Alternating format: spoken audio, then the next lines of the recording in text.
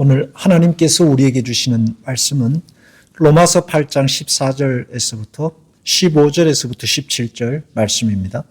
너희는 다시 무서워하는 종의 영을 받지 아니하고 양자의 영을 받았으므로 우리가 아빠 아버지라고 부르짖느니라. 성령이 친히 우리의 영과 더불어 우리가 하나님의 자녀인 것을 증언하시나니 자녀이면 또한 상속자 곧 하나님의 상속자요 그리스도와 함께 한 상속자니 우리가 그와 함께 영광을 받기 위하여 고난도 함께 받아야 할 것이니라. 아멘.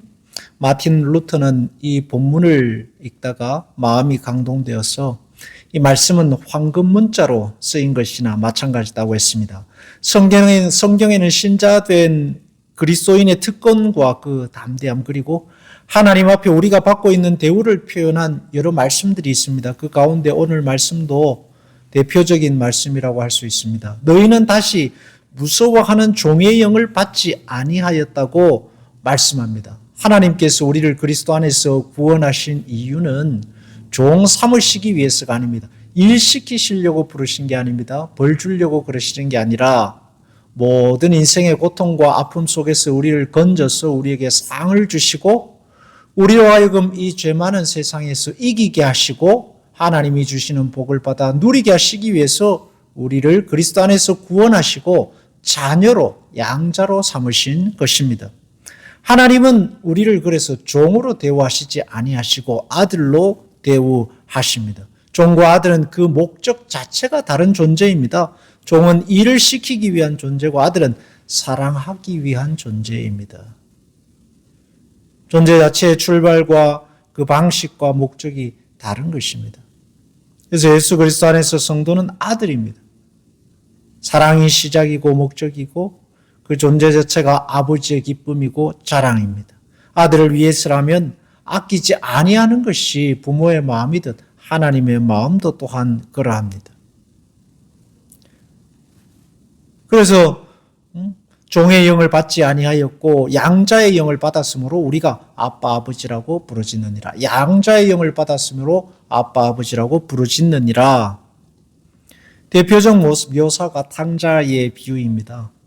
돌아올 때 달려가 얼싸안고 입 맞추고 옷을 갈아입히고 잔치하고 반지를 끼워 그 지위와 권세와 자리를 다시 회복시켜 세우십니다. 그러므로 우리는 두려워할 필요가 없습니다. 하나님이 우리 편이 되셔서 든든하게 우리를 지키십니다.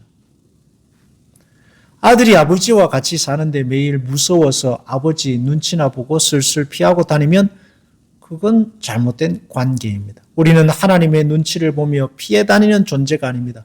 하나님을 가까이 하는 사람들이고 아빠 아버지라 불러 아버지를 친근히 하고 아버지께 구하며 사는 존재가 하나님의 자녀입니다. 그러니 무엇이든 구할 수 있고 언제든 부를 수 있습니다. 그래서 바울은 다른 말로 항상 기뻐하라 쉬지 말고 기도하라 범사에 감사하라로 아들이 누리는 지위와 권세 그리고 담대함을 표현했던 것입니다. 16절에 보면 성령이 친히 우리의 영과 더불어 우리가 하나님의 자녀인 것을 증언한다 했습니다.